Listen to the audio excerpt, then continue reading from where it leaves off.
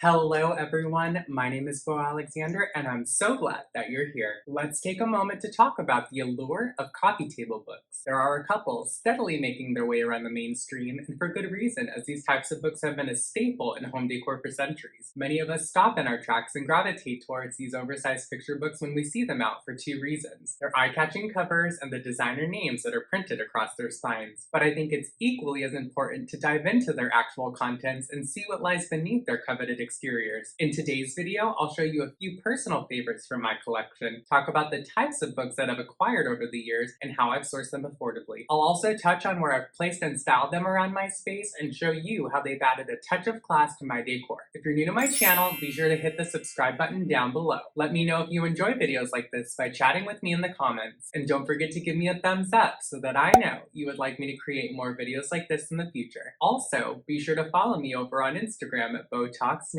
for more day-to-day posts and inspiration. Without further ado, let's jump right into it. So to preface, I actually started collecting the majority of my coffee table books over the last 2-ish years, I'd say, and I have about 100 thus far. Back when the HomeSense in my area first opened around 2 years ago, they had an entire area designated to coffee table books. If you shop at HomeSense or have seen some of my recent Shop With Me videos, you'll know that they have the coffee table books just sort of sprinkled in amongst the other decor accents and accessories now, but this didn't used to be the case. It used to be stacks on stacks of books that lined the shelves of multiple aisles, and they used to be a lot less expensive in price at that time. I think the most expensive book that I bought back then was maybe around $50. Needless to say, in retrospect, I wish I would have bought a lot more of them back then before HomeSense became a destination where they were being so heavily sought out. In my area, I know there are so many home builders and developers that use these books as decor to furnish model homes. We saw that when I took you guys along with me on a model home tour a few weeks back. And with the extreme budgets that they're allotted, I just know that these designers scoop them up left and right. Personally, my idea was to only collect fashion-related coffee table books at first. As some of you are aware, I went to fashion school in New York City. I worked and interned in editorial fashion and public relations for many years, so for me these types of books were what I resonated with most initially. But I did start to see quite a few old Hollywood glamour and art-related books trickle into HomeGoods and HomeSense. And at around $35 to $60 a piece, it kind of began as a game to just collect a book or so each time that I was out, and found one that I didn't already have in my collection. There are plenty of books that were just a tad too expensive in my opinion, that I wish I would have scooped up at the time because they never made their way back to these stores. But if you shop at HomeGoods or HomeSense, you'll know that's not an option because by the time you return, they will be gone. And that's exactly what happened in a few separate instances. So if you're ever out and about and you see a book for a reasonable price, you better snag it up for yourself. Now quickly before diving into my favorites, I do want to say that many of these books can be purchased brand new off websites like Amazon and eBay too for pretty reasonable prices. Much less expensive than you'd find them at, say, Barnes & Noble, Crate & Barrel, Potterybarn, or Restoration Hardware at least. I typically price compare with a quick Google search when I see them out. Some books you'll find at HomeGoods and HomeSense will still be more expensive, so always do your research to get the best bang for your buck.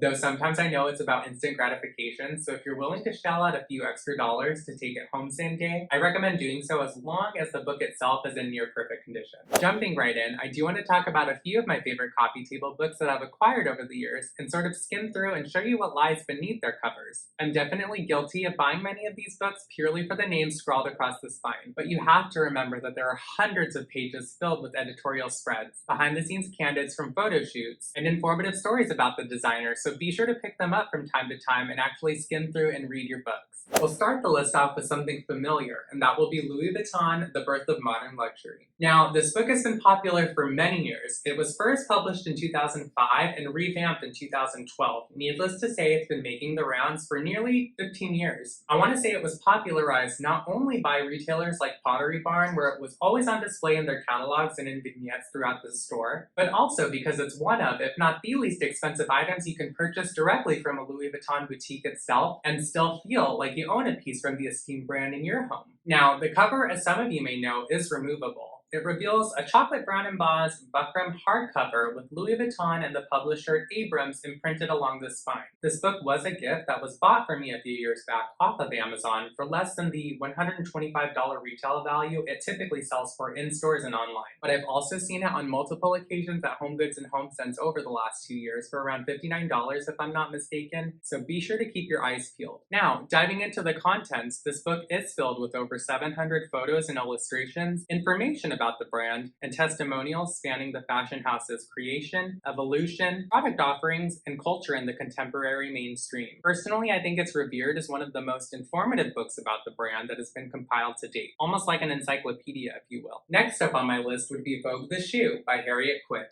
This book comes enclosed in a black removable boxed cover. The actual book itself is red and details over 300 illustrations of various types of heels created by the best shoe designers in the world.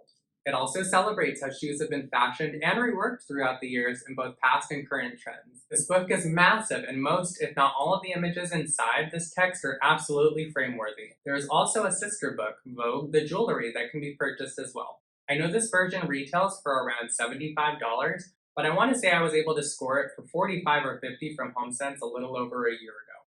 My third favorite book would have to be The Fashion World of Jean-Paul Gaultier, From the Sidewalk to the Catwalk. This book comes in a thick plastic slipcase that reveals a few different covers, front and back, as you remove the book from the sleeve. It's comprised of interviews with Gaultier himself, more than 500 images, and essays from various celebrities and associates who he's worked alongside as a top Parisian designer. Now, this book retails for around $130, but I believe I found it at HomeSense for $60.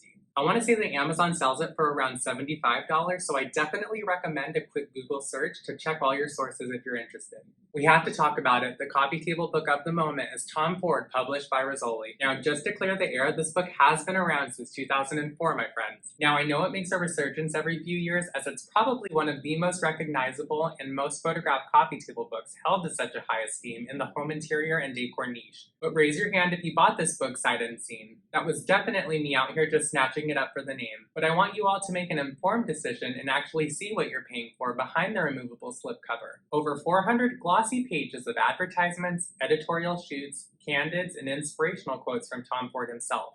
Little fun fact, like so many fashion-related coffee table books, this is not for the faint of heart, as there are dozens of risque and full nude shots, so heed my warning before leaving this easily accessible to curious little ones. It does retail for as much as $140, but I've seen it on sale on Amazon for as little as $80. So again, do your homework, do your research, and make sure you get a fair price should you be so inclined to make the purchase. Now, I've talked about this book previously in another video, but I definitely did not give it the spotlight it deserves. This is Jean-Michel Basquiat and the Art of Storytelling by Taschen. This book is absolutely massive. It's an extra large size coffee table book, and it weighs roughly 14.5 pounds. There are well over 500 pages and reproductions of Basquiat's visually expressive and raw works inside. As some of you may know, Basquiat first appeared in the late 1970s in New York City, and his graffiti-styled works became popular in the scene amongst other prominent artists of the time like Andy Warhol. Unfortunately, he did pass at the young age of 27 back in 1988.